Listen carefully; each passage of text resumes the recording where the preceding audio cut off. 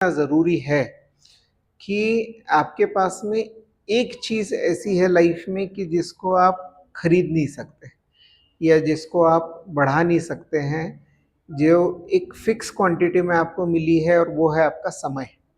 तो अगर करना है तो आपकी इमोशंस कौन से लोगों से जुड़ी है, आपके परिवार के लोगों से, आपके मित्रों से या आपके रिश्तेदारों से। कमा रहा हूँ या मेरा एक स्टेटस अच्छा है तो मैं कुछ समाज को वापस भी दे रहा हूँ। राष्ट्रहित के संबंध में कई काम आप कर सकते हैं। तो ये सब चीज़ें सिर्फ व्हाट्सएप फॉरवर्ड करने से नहीं हासिल होती है, इसके लिए सचमुच किसी को ज़मीन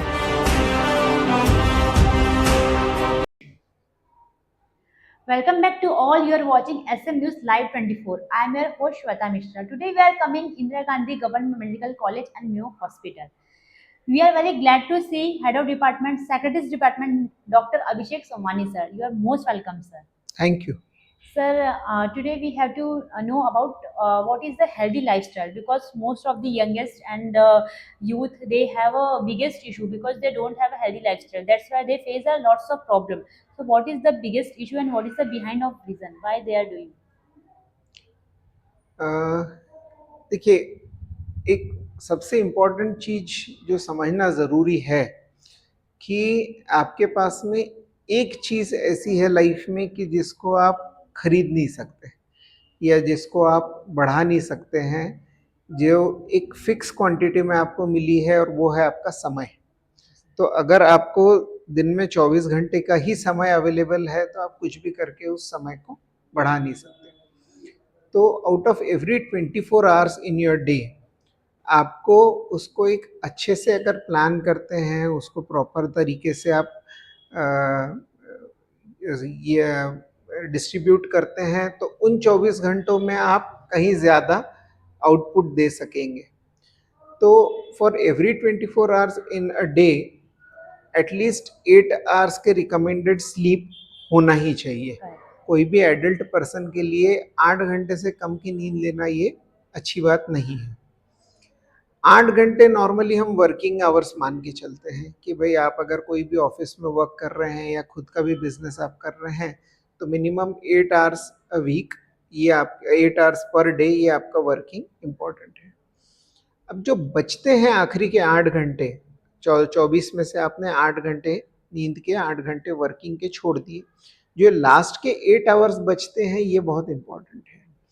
ये 8 आवर्स को आप कैसे डिस्ट्रीब्यूट करते हैं, तो इन डिस्ट्रीब्यूशन के अंदर में आपकी फिजिकल हेल्थ, आपकी इमोशनल हेल्थ, आपकी मेंटल हेल्थ, आपकी सोसाइटी के प्रति आपकी जवाबदारी, ये सब चीज़ें कवर होना चाहिए। तो कोई भी आपको एक रिकमेंडेशन देगा कि minimum 45 minutes of exercise at least 5 times a week.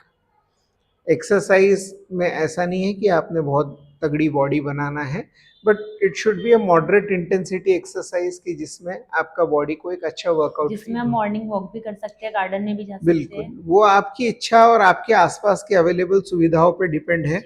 But 45 minutes of exercise at least 5 times a week ये कंपलसरी है।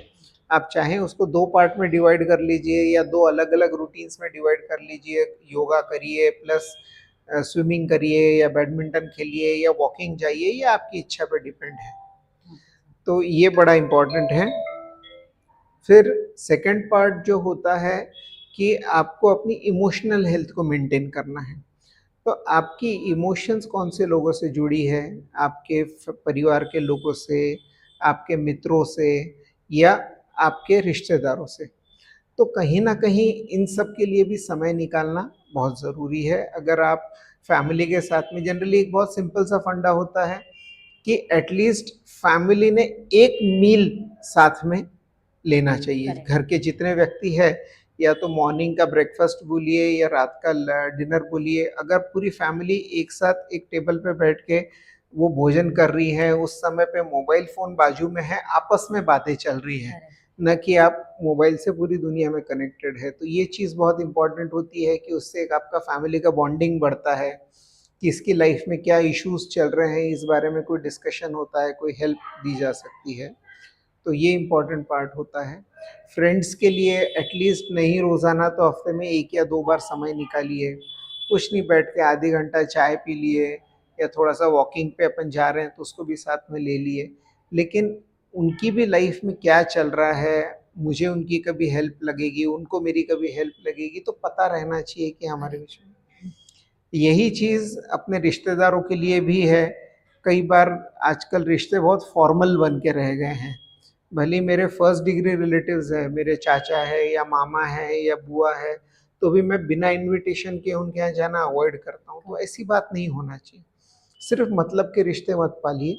तो जितना आप लोगों के साथ में जुड़ के रहेंगे, उतना लोग आपके भी प्रति अ, वही भावना रिफ्लेक्ट करेंगे। आप जब उनसे समय देते हैं, उनसे मिलते-जुलते हैं, कोई काम के अलावा, तो उस चीज़ का बहुत इम्पोर्टेंस होता है।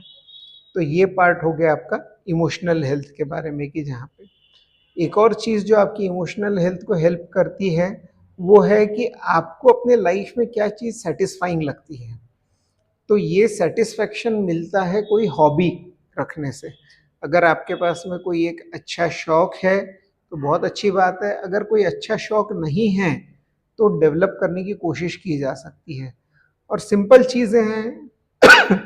अगर मुझे गाना गाना पसंद है या मुझे गिटार सीखना चाहता हूँ और मेरे पास पहले समय नहीं था लेकिन अब समय है, तो मैं अब हफ्ते में 3 दिन गिटार क्लास लगा सकता हूँ, मैं मेरा शौक पूरा कर सकता हूँ। किसी को चित्रकारी का शौक है, किसी को गार्डनिंग का शौक है, किसी को किताब पढ़ने की बहुत ख्वाहिश रहती है लेकिन समय नहीं निकाल पाते। लेकिन अगर आपने वो फिक्स कर दिया कि नहीं भाई, मुझे हर महीने में 1 किताब तो भी कैसे ना कैसे पढ़नी है, चाहे कोई भी किताब हो, स्टोरी बुक रहे या नॉन फिक्शन रहे, लेकिन उसके लिए समय निकालना बड़ा इम्पोर्टेंट है।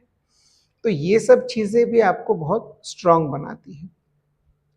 तो बहुत सारी चीज़ें ऐसी अपनी लाइफ में अगर अपन ऐड करें कि जो अपनी फिजिकल हेल्थ, जो अपनी इमोशनल हेल्थ, जो अपने रिलेशनशिप्स के स्टेटस, ये सब चीज़ों को कहीं ना कहीं, और इन सब से ऊपर फिर जो आता है वो रहता है कि अपना, अपन जिस समाज में रहते हैं, जिस सोसाइटी में रहते हैं, उसके लिए थोड़ा समय देना।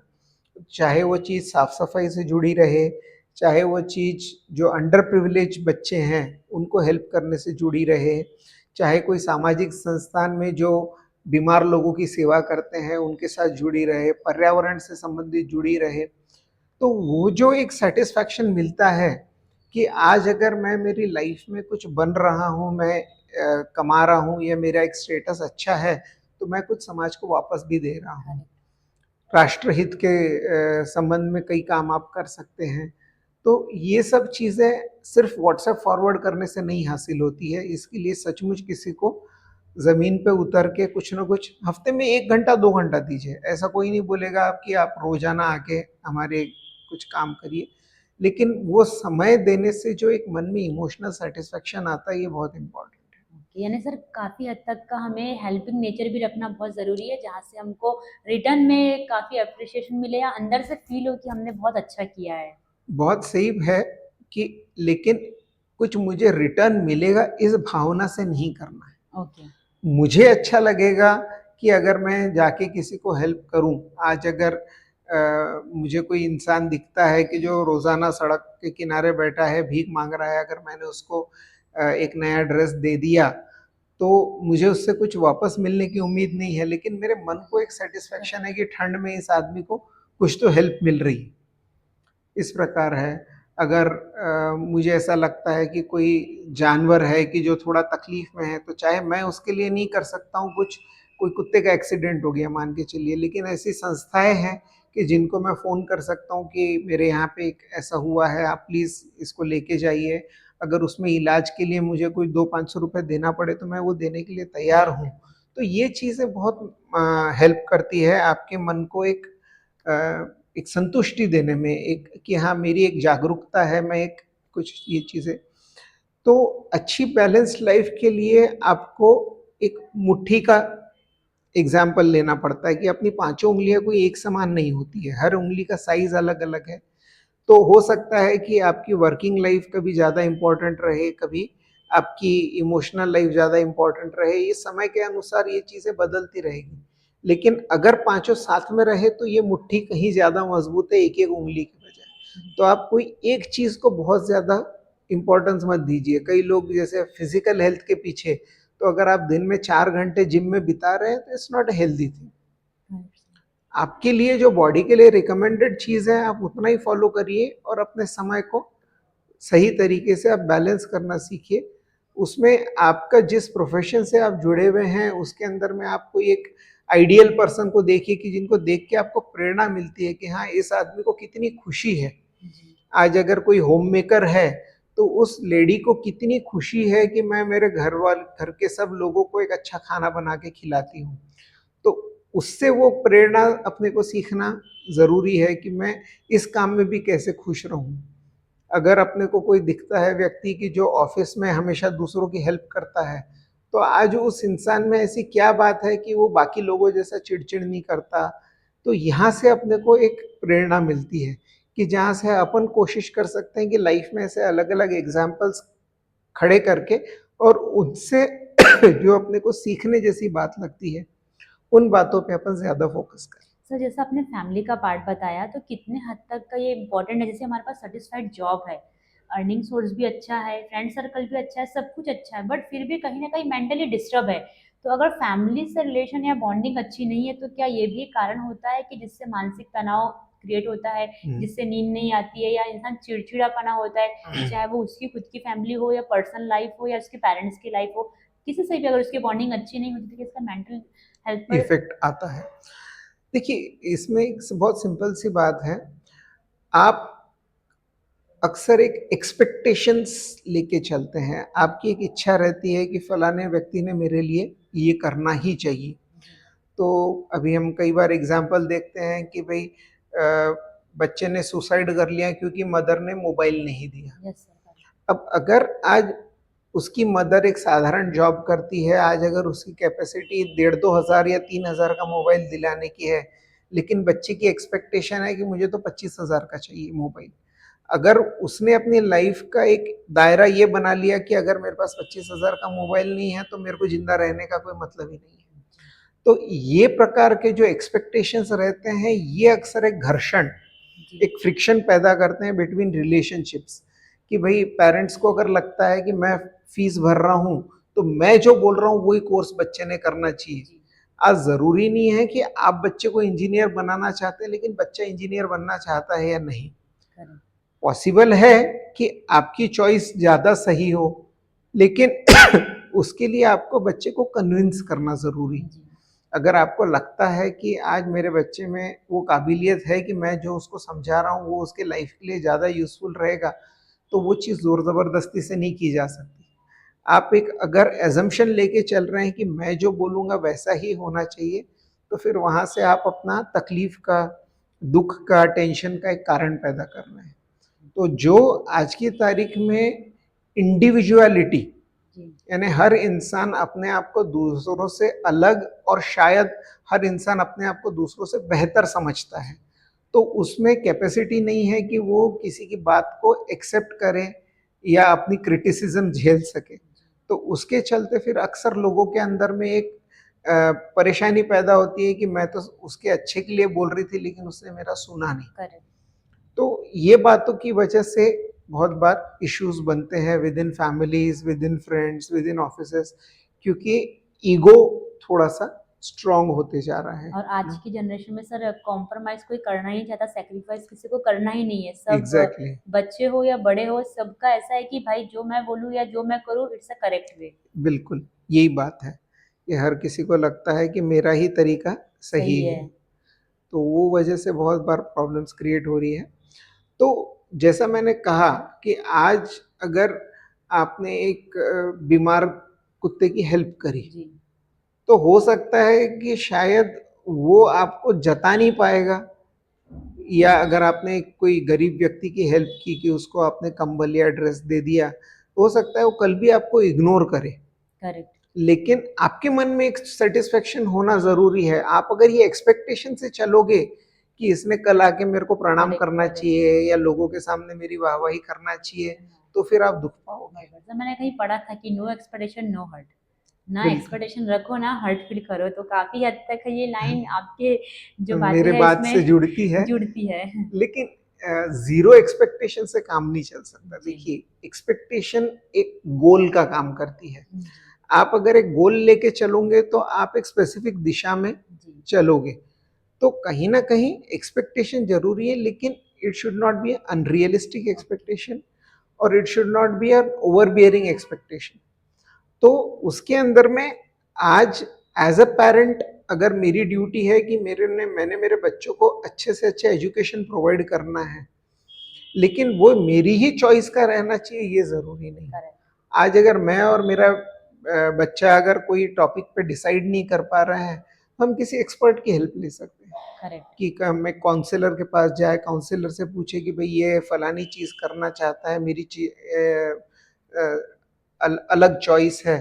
तो हो सकता है कि काउंसलर उसमें से बीच का कोई एक रास्ता निकाल के दे सके। तो जहाँ ऐसा लगता है कि हमारे आपस के डिफरेंसेस कुछ ज़्यादा ही हो रहे हैं, हस्बैंड वाइफ में इश्यूज रहते हैं, हस्बैंड बोलता है कि मैं थक के घर आता हूँ और ये पीछे पड़ जाती है कि आप मेरे को समय नहीं देते या आप मुझसे बात करेक्ट। नहीं करते। तो अगर वो दोनों हस्बैंड वाइफ आपस में वो इश्यूज नहीं सॉल्व कर सकते, तो एक प्रोफेशनल काउंसलर की हेल्प ली जा सकती है कि जिससे आपस के उनकी जो टकराव है उनको कम किया जा सके।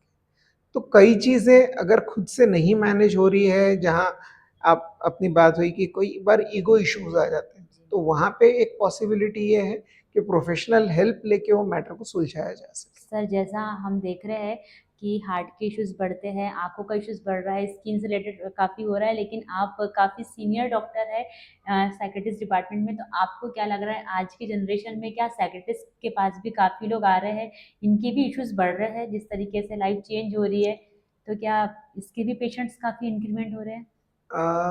देखिए, जब भी बदलाव आता है, whenever there is a change, तो उसमें बहुत सारे इश्यूज आते ही हैं, बहुत सारे चेंजेस आते हैं। और अब पहले की तुलना में, मतलब आज के 100 साल की तुलना में आज जो टेक्नोलॉजी बन गई है, मतलब हमने हमारे बचपन में कभी मोबाइल फ़ोन की कल्पना भी नहीं की थी, और आज मोबाइल ऐसी लाइफ की ज़रूरत बन गई है कि घर में 1 मिनट के लिए मोबाइल नहीं मिलता है तो अपनी जान ऊपर नीचे होने लग जाती है, बेचैनी होती है। बेचैनी हो सकती है। तो आज एक ही लाइफ टाइम के अंदर में पिछले 15-20 सालों के अंदर में हमने इतना टेक्नोलॉजी का चेंज देख लिया है।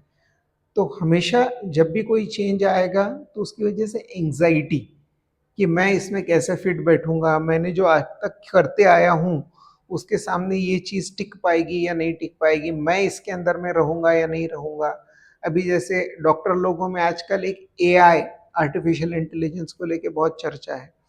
तो कहीं ऐसा तो नहीं है कि कल लोग एआई पे इतना भरोसा करने लगे कि डॉक्टर को छोड़ दे पीछे, कि नहीं भाई एआई मुझको ज़्यादा बेहतर समझ सकता है। तो कोई भी बदलाव से जब अपने को आत्मसात होना है, when you want to integrate yourself with the change which is happening, तो सबसे पहले उस चीज को समझना जरूरी है। जहां लोग रेजिस्टेंस रहते हैं कि भाई हम नहीं बदल सकते, जी। Now I am past the age कि मेरे से ये सब नहीं हो पाएगा, तो वो सब लोग फिर पीछे रह जाते हैं। करेक्ट। जैसे गवर्नमेंट ऑफिसेस में कंप्यूटर यूज कंपलसरी हो गया, जो लोग नहीं सीख पाए कंप्यूटर उनको वीआरएस लेना पड़ा, जो लोगों ने कोशिश करके कंप्यूटर सीख लिए उनके जॉब टिके रहे। तो अगर आप कोई भी वजह से उस बदलाव को एक्सेप्ट नहीं करते हैं तो आप पीछे रह सर, इसमें जाओगे। एक एग्जांपल देना चाहूँगी, जो ये वीडियो देखेंगे शायद उनको भी काफ़ी अच्छा लगे। जैसे हम पुरानी बात करें तो पहले के जनरेशन के जो ये सास-ससुर होते थे, वो काफ़ी रूल रेगुलेशन प्रिंसिपल्स वाले होते थे। बट अभी की जनरेशन ऐसी हो गई है कि जो आज की जनरेशन की लड़कियाँ रहती है, वो थोड़ी मॉडर्न मेंटालिटी की है, थोड़ी उनकी ब्रॉड मेंटालिटी है, तो वो उनमें एडजस्ट नहीं होते। तो कहीं न कहीं जो घर में एक फैमिली बॉन्डिंग होता है, तो जो एडजस्ट कर लेते हैं, जो एक्सेप्ट कर लेते हैं, वो मिल के रह लेते हैं, और जो एक्सेप्ट नहीं कर पाते, कहीं न कहीं वो पीछे छूट जाते हैं। बॉन्डिंग तो रहती है, बात भी होती है, कम्युनिकेशन होता है, बट कहीं न कहीं रिलेशन में डिफरेंस हो जाते हैं, जिससे लड़की को फ़र्क नहीं पड़ता है, बिकॉज़ वो तो ब्रॉड माइंडेड है, बट लड़के को पड़ता है क्योंकि उसकी फैमिली कहीं न कहीं उससे छूट जाती है। तो राइट। ये कहीं न कहीं उसके माइंड में भी साइड इफ़ेक्ट होता है कि भाई यानी वो अगर अपना नेचर चेंज कर देते तो शायद हम आज साथ में होते। और देखिए, आप जैसा बोल रहे हैं कि भाई हस्बैंड के लिए दोनों तरफ खिंचाव है, जी सर। इधर वाइफ का है इधर उधर पेरेंट्स पेरेंट्स का का है। है। पर जो लेडी को आज की तारीख में वो इंडिपेंडेंस अच्छी लग रही है, उसको यही साइकिल 20 साल बाद खुद झेलना पड़ेगा। करेक्ट। जब उसके बच्चे बड़े हो जाएंगे और हो सकता है कि वो भी इसी विचारधारा के रहें कि भाई अब हम क्यों किसी की सुन के लें, अब हम क्यों किसी के साथ रहें। तो उस समय शायद वो पछता है कि भाई मैंने उस समय पे अगर बच्चों को रिस्पेक्ट सिखाया रहता है कि भाई घर के बड़े लोगों का अपने बात सुननी चाहिए, या अब देखिए इतना क्लोज माइंडेड कोई नहीं है कि आपकी बात नहीं सुनेंगे। यानी अगर सास ससुर भी है तो इसका मतलब ये नहीं है कि वो मॉडर्न जनरेशन से परिचित नहीं है। आज अगर कोई कपल बोलते हैं कि भाई हमको लेट नाइट पार्टी करने जाना है, डेफिनेटली चाहिए। लेकिन अगर आप बोलेंगे कि भाई हफ्ते में 4 दिन हमको बाहर जाना है या बाहर का खाना खाना है, तो पेरेंट्स का टोकना उचित है कि भाई आप अगर रोज लेट नाइट करोगे तो आपका अगला वर्किंग डे खराब होता है, या आप रोज इतना बाहर का खाओगे तो आपके पाचन तंत्र पे असर पड़ता है, यू कैन नॉट, आपके डाइजेस्टिव इश्यूज हो सकते हैं। तो वहाँ पे उनका टोकना उचित भी है। पर अगर कोई बोले कि भाई हम हफ्ते में 1 दिन बाहर जाते हैं, तो मुझे नहीं लगता कि कहीं पे भी उस चीज़ को लेके टकराव होते होंगे। अंडरस्टैंडिंग तो दोनों में तो होना चाहिए। एग्जैक्टली अब अगर बहू बोले कि नहीं भाई मेरे को तो आपने बिल्कुल बोलना ही नहीं, तो फिर वहाँ पे वो स्प्लिट होने की नौबत जी। आ जाती है। तो डेफिनेटली हस्बैंड के लिए बहुत चैलेंजिंग सिचुएशन रहती है कि वो दोनों तरफ में कैसा बैलेंस बैलेंस मेंटेन करें। करे। करेक्ट। लेकिन मुझे लगता है कि इंडियंस में उतनी समझदारी है कि ज्यादातर हस्बैंड लोग वो बैलेंस बैलेंस अच्छे कर से लेते मेंटेन हैं। कर लेते हैं कैसे न कैसे। ओके, सर ने हमें बहुत अच्छी इन्फॉर्मेशन दी और मुझे उम्मीद है कि इस वीडियो से आपके भी लाइफ में जो चल रहे इश्यूज है उसका सॉल्यूशंस आपको मिल पाएगा। एसएम न्यूज़ लाइव 24 की तरफ से एक साइकेट्रिस्ट डिपार्टमेंट का एक अवेयरनेस प्रोग्राम हमने किया जिसमें हमने काफ़ी सारे डॉक्टर्स के इंटरव्यूज लिए। सर हम एक बार चाहेंगे कि आप आपका इंट्रोडक्शन डिटेल्स में दीजिए। नमस्ते, मेरा नाम डॉक्टर अभिषेक सोमानी है। मैं पिछले 20 सालों से Indira Gandhi government medical college में मानसोपचार विभाग में कार्यरत हूँ। पिछले 20 सालों में हमने मानसिक बीमारियों के संबंधित बहुत बदलाव देखे हैं। अब पहले की तुलना में लोग इजीली साइकियाट्रिस्ट के पास आ जाते हैं। पहले लोग इसको एक गंभीर मानसिक बीमारी यानी पागलपन समझा करते थे, लेकिन अब एग्जाम से रिलेटेड इश्यूज है या रिलेशनशिप के प्रॉब्लम्स है या करियर से रिलेटेड इश्यूज है, तो इसके लिए भी लोग हमको अप्रोच करते हैं, हमारी सलाह लेते हैं। और कई बार बिना दवा के सिर्फ बातचीत से भी मामला सुलझाया जा सकता है। तो आप में से जिसको भी ऐसा लगे कि मुझे कोई बात को लेके मेंटल इश्यूज हो रहे हैं, मुझे नींद नहीं आ रही है, या मेरा स्वभाव चिड़चिड़ा हो गया है, या मैं कोई एक ही चीज़ को लेके बहुत ज़्यादा सोचता हूँ, तो आप एक बार कोई साइकियाट्रिस्ट को या कोई काउंसलर, साइकोलॉजिकल जो साइकोलॉजिस्ट रहते हैं जो काउंसलिंग करते हैं, उनमें से किसी को अप्रोच करके एक बार देख सकते हैं। कई बार थोड़ी सी हेल्प लेने से मामला बहुत इजीली सुलझ सकता है। आप उसको ज़बरदस्ती लंबे समय तक के तकलीफ में नहीं रहोगे। धन्यवाद। धन्यवाद। ऐसी वीडियो आप तक का पहुंचते रहेंगे, देखते रहिए एसएम न्यूज़ लाइव।